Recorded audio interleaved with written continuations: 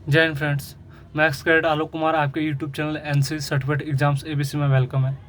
Friends, आज हम देखेंगे बी एंड सी सर्टिफिकेट के most important question paper and it will be in both languages. Friends, दोनों भाषाओं में होगा। अगर आपके हिंदी में पेपर दे रहे हैं तो भी आपके लिए, और आप इंग्लिश में पेपर दे रहे हैं तो भी आपके लिए। तो चलिए फ्रेंड्स, आज की शुरुआत एक नए थॉट्स के साथ करते हैं। नए थॉट्स हमारे ये फ्रेंड्स कि जीवन में हमेशा वही व्यक्ति आगे बढ़ता है जो प्रयास करता है। Means a people always be success who always try.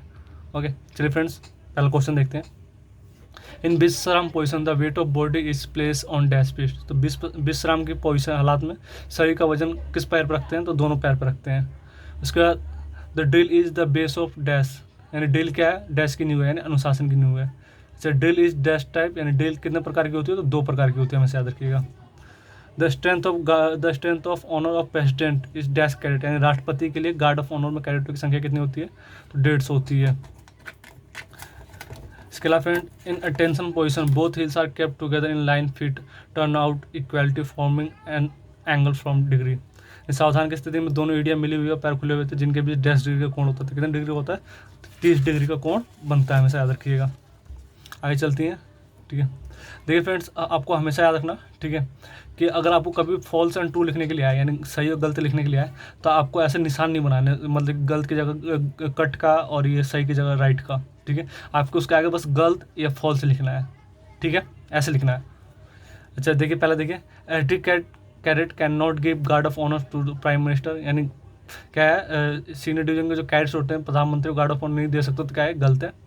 The word of command of about turn is given on left foot, तो पीछे मुड़ का वर्ड ऑफ कमांड उस पर दिया जाता है, बाएं पैर पे दिया जाता है, तो सही है।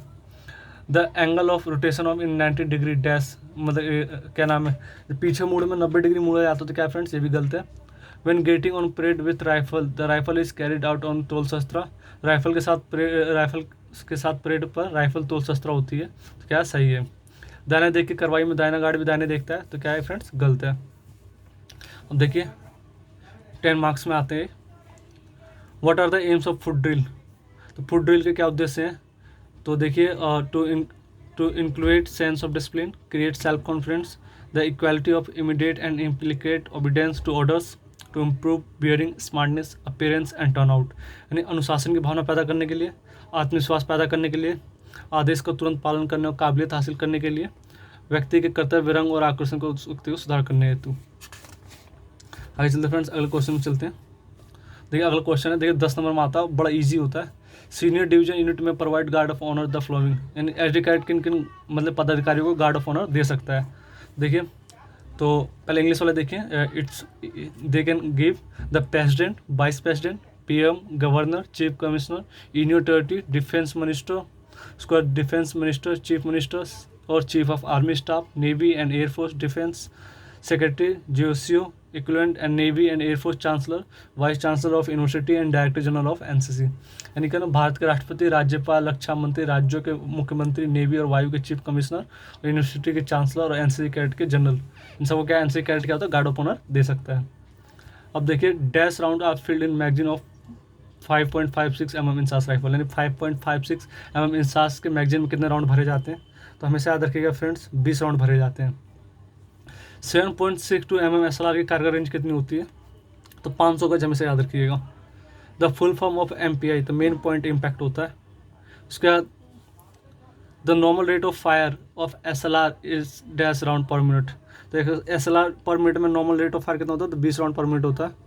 The length of 0.22 deluxe rifle dash inch, तो 0.22 डीलक्स राइफल की लंबाई कितनी होती है? तो 43 इंच होती है फ्रेंड्स, हमें याद रखिएगा।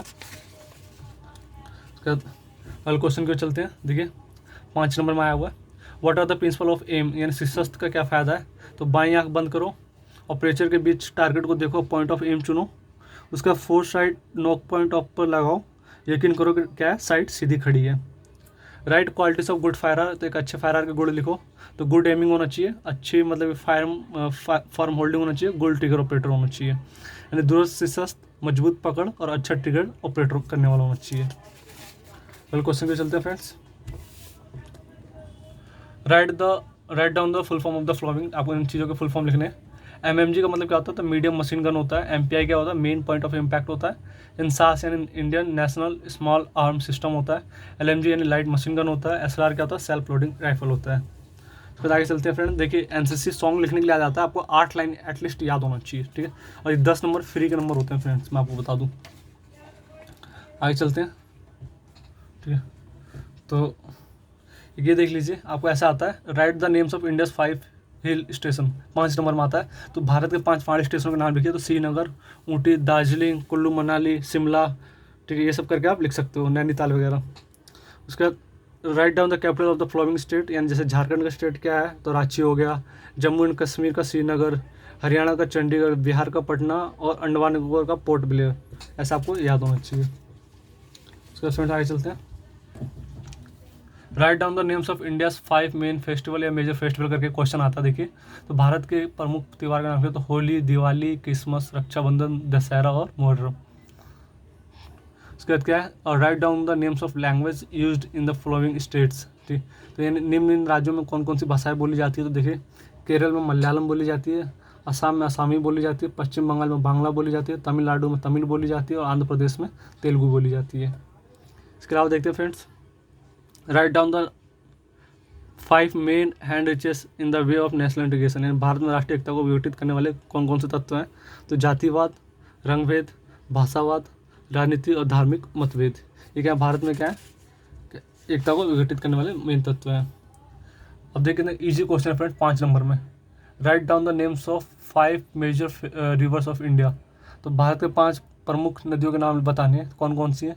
तो गंगा, यमुना, सरस्वती, गोमती, ब्रह्मपुत्र और सतलुज, ठीक है। अब इसके बाद देखिए फ्रेंड्स, एक सबसे इंपॉर्टेंट क्वेश्चन आता है 5 नंबर में। Write down the aims of national integration camp, राष्ट्रीय एकता कैंपों को उद्देश्य लिखो। To create awareness of diverse cultural heritage in our country, to foster national integration despite cultural, religious and geographical, to learn to live cooperatively and work harmony with the cadets of other, to help personally development and teacher final qualities of the life। देश के भिन्न भिन्न सांस्कृतिक धरोहर की जानकारी, सांस्कृतिक, धार्मिक और भौगोलिक रुकावटों के बावजूद राष्ट्रीय एकता को मतलब जगाना, दूसरे राज्यों के कैडेटों के साथ सामंजस्य के साथ रहना और आपसी सहयोग और भाईचारे को भावनाओं को पैदा करना। उसका देखिए लीडरशिप से क्वेश्चन है फ्रेंड्स। अब लीडरशिप से क्या हो सकता है, एक अच्छे लीडरशिप की व्यवस्था है, बताइए, ठीक। तो जो फीचर्स होते हैं ये ज़्यादा पूछते हैं, तो यानी आचरण यानी बेरिंग होना चाहिए, साहस यानी करेज होना चाहिए, सहनशीलता यानी एंडोरेंस होना चाहिए, न्याय यानी जस्टिस करने वाला होना चाहिए और टीम भावना का विकास यानी टीम स्पिरिट करने वाला होना चाहिए। तो आगे चलते हैं friends. Right the principle of effective leadership, प्रभावी नेता के सिद्धांत लिखो। तो अपने कार्य को अच्छी तरह से जानना और सक्षम होना चाहिए, अपनी कमियों को ज्ञान और उसमें सुधार करने वाला होना चाहिए, आदर्श प्रस्तुत करने वाला होना चाहिए, सही और सामाजिक निर्माता होना चाहिए, अच्छे न्याय की भावना होनी चाहिए और अधीनस्थों में टीम भावना का विकास करना होना चाहिए, ठीक है। Right down the aims of man management NCC. तो एनसीसी में मानव प्रबंधन के उद्देश्य क्या क्या है। तो देखिए, मानव संसाधन के उद्देश्य के एनसीसी लक्ष्यों को पूरा करने के लिए व्यक्तियों को मानसिक और शारीरिक तौर पर तंदुरुस्त बनाता है ताकि कैडेट्स को प्रशिक्षित और प्रबंधित कला में माहिर बना सके। अब देखिए friends, how citizenship can be acquired, नागरिकता कैसे प्राप्त की जा सकती है। तो बाई बर्थ यानी जन्म से, बाई डिसेंट यानी उत्तराधिकारी के रूप से, बाई रजिस्ट्रेशन यानी रजिस्ट्रेशन से, बाई नेशनलिज्म यानी देश की कुछ शर्तों को पूरा करके। अब देखिए फ्रेंड्स, क्वेश्चन देखिए 10 नंबर में। Write down the service provided by NCC cadet during the disaster management, ठीक है। यानी आपदा प्रबंधन में एनसीसी कैडेट के द्वारा दी जाने वाली 5 सेवाओं के नाम लिखो। तो ट्रैफिक कंट्रोल, यातायात नियंत्रण, first aid and blood donation यानी प्राथमिक उपचार और रक्तदान, distribution of food and ration यानी खाना वितरण करना, रिमूविंग डेप्स यानी मलबा हटाना, असिस्टेंस ऑफ फायर फाइटिंग यानी आग बुझाने में मदद करना, गार्डिंग वर्चुअल इंस्टॉलेशन यानी गार्ड की ड्यूटी देना। What help can given by NCC cadet during the flood, यानी एनसीसी कैडेट द्वारा, एनसीसी कैडेट होने के नाते आप बाढ़ में क्या क्या मदद करोगे। तो to evaluate the effect the person of safe place, यानी घायलों को सुरक्षित स्थान पर पहुंचाना, फर्स्ट एड का प्रबंधन करना, distribution of food and medicine यानी खाना और क्या नाम दवाइयों का वितरण करना, ब्लड डोनेशन यानी रक्तदान करना, सीटिंग ऑफ कैंप यानी camp banana, evolution of casualty of nearest hospital यानी घायलों को नज़दीकी अस्पताल तक पहुँचाना, distribution of boat life jacket and other equipments यानी क्या नाम राहत सामग्री और क्या नाम है जान बचाने वाली चीज़ों को मतलब बांटना, हेल्प एंड सिविल एडमिनिस्ट्रेशन यानी प्रशासन की सहायता करना। तो फ्रेंड्स, आज के लिए इतना बहुत है, ये पार्ट 1 वीडियो है, ठीक है। I will make you as soon as possible part 2 video. I hope friends आपको बहुत कुछ समझ में आया होगा। अगर फ्रेंड्स आपको लगता है कि मैं कंफ्यूज हूँ या मेरे को कुछ चीज़ें समझ में नहीं आई हैं, ठीक है, तो you can give a comment, I will answer you, ठीक है, and as soon as possible I will make my part second video. Thank you to watch. जय हिंद, जय भारत।